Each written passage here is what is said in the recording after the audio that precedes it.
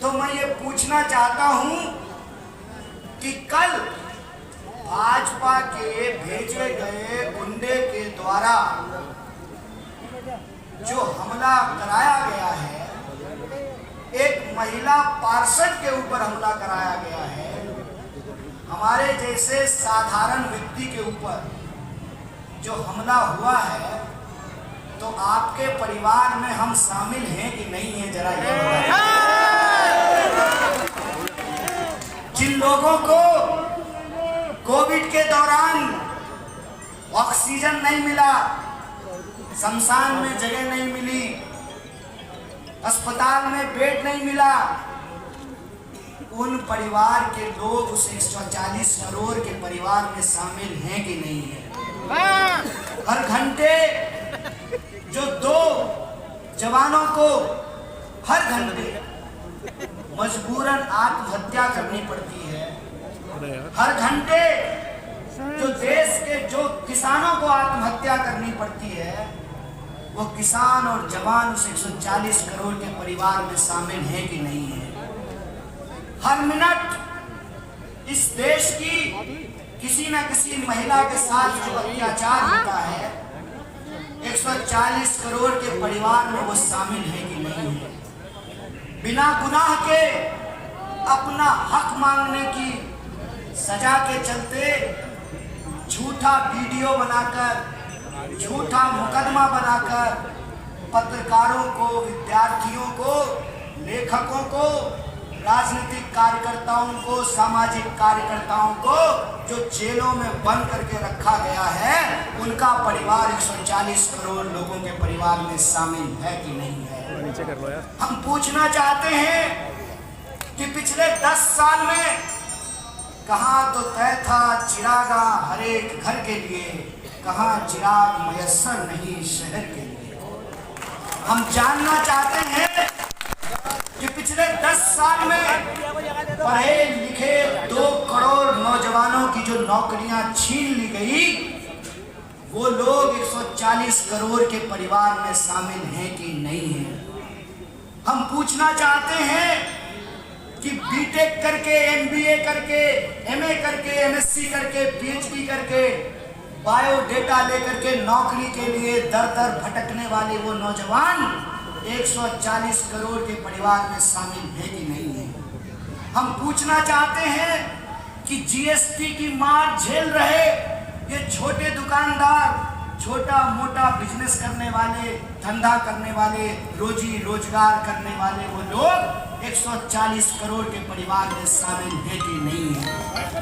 हम पूछना चाहते हैं कि एमपी बनेगा 5 साल के लिए, प्रधानमंत्री बनेंगे 5 साल के लिए, विधायक बनेगा 5 साल के लिए, पार्षद बनेगा 5 साल के लिए, लेकिन जिन नौजवानों के, गरीब के बच्चों को नौकरी मिलती है सेना में, अग्निवीर के चलते जिन नौजवानों का सपना छीन लिया गया, उन अग्निवीरों का परिवार 140 करोड़ के परिवार में शामिल है कि नहीं है।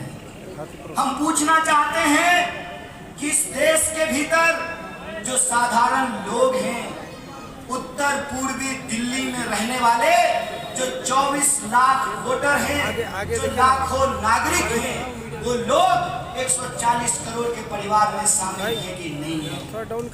चुनाव आए हैं, पधारे हैं श्रीमान। सरकार यमुना के उस किनारे से इस किनारे आई है। हमारा नाम कन्हैया है, बचपन में पढ़ा करते थे, यह कदम का पेड़ अगर माँ होता यमुना तीरे, मैं भी उस पर बैठ कन्हैया बनता धीरे। पूछना चाहते हैं कि 10 साल में ही सही, एक बार आए तो सही, 10 साल में ही सही, एक बार अपना शकल दिखाए तो सही। हम कहना चाहते हैं जब देर आए तो कम से कम दुरुस्त तो आते। हम पूछना चाहते हैं कि जब आ ही रहे थे तो हेलीकॉप्टर से क्यों आए? जरा यमुना पार करके कश्मीरी गेट के बस अड्डे के सामने वाले फ्लाईओवर से तब पता चलता कि शाहदरे जाने वाली पुल के नीचे से जब हम मौजपुर की तरफ आते हैं तो इस रोड पे कैसा जाम लगता है। कि भजनपुरा जाने वाली जो सड़क है, नीचे कर लो हाथ, जिसका चौड़ीकरण का वादा किया था इस उत्तर पूर्वी दिल्ली के सांसद, करोड़ों का टर्मिनल बन करके तैयार है। बस और ई रिक्शा कैसे भिड़ता है आमने सामने। आप आते सड़क से तो पता चलता 10 साल पहले आपके सांसद ने जो 2 गांव गोद लिए थे सभापुर में और चौहान बस्ती में, कैसे उस इलाके में नल में पानी नहीं आता, नाली से पानी बहता है कैसे। आप आते सड़क से तो पता चलता कि दूसरे इलाके में रेड का मतलब होता है रुकना। हमारे उत्तर पूर्वी दिल्ली में रेड का मतलब होता है जल्दी जल्दी निकल लो नहीं तो जाम में फंस जाओ।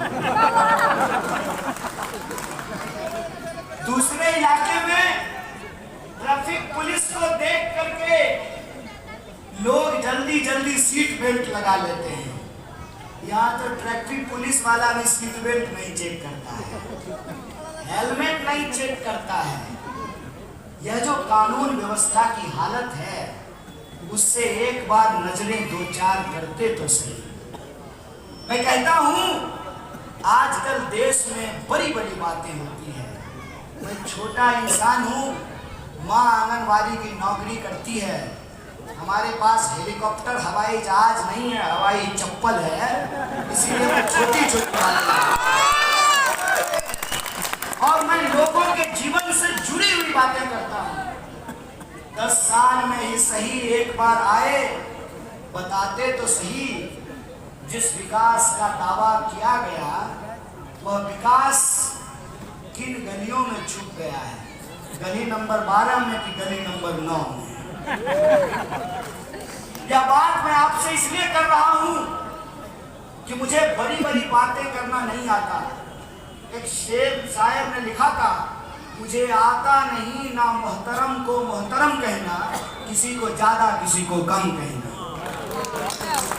साधारण सिंपल सीधी बात करता हूं क्योंकि राजनीति में मैं आया नहीं लाया गया।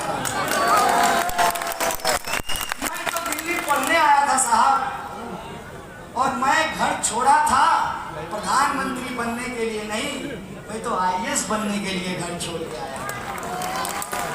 2009 में दिल्ली आया और संयोग देखिए क्या गजब का संयोग है। इसको कहते हैं अंग्रेजी में नेचुरल जस्टिस।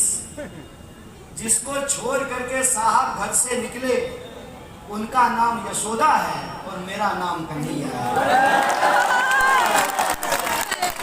इसको कहते हैं संयोग कि मैं पैदा हुआ गंगा किनारे और वक्त ने, हालात ने और लोगों के जज्बात ने यमुना किनारे ला करके खड़ा किया।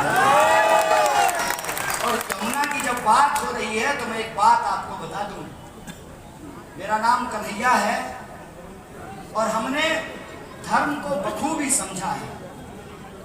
जब हम धर्म के बारे में पढ़ते हैं और जो हमने पढ़ा है उसकी एक बात मैं आपको कहना चाहता हूं, दुनिया का कोई ऐसा धर्म नहीं जो इंसान को इंसान से लड़ाने की बात करता हो।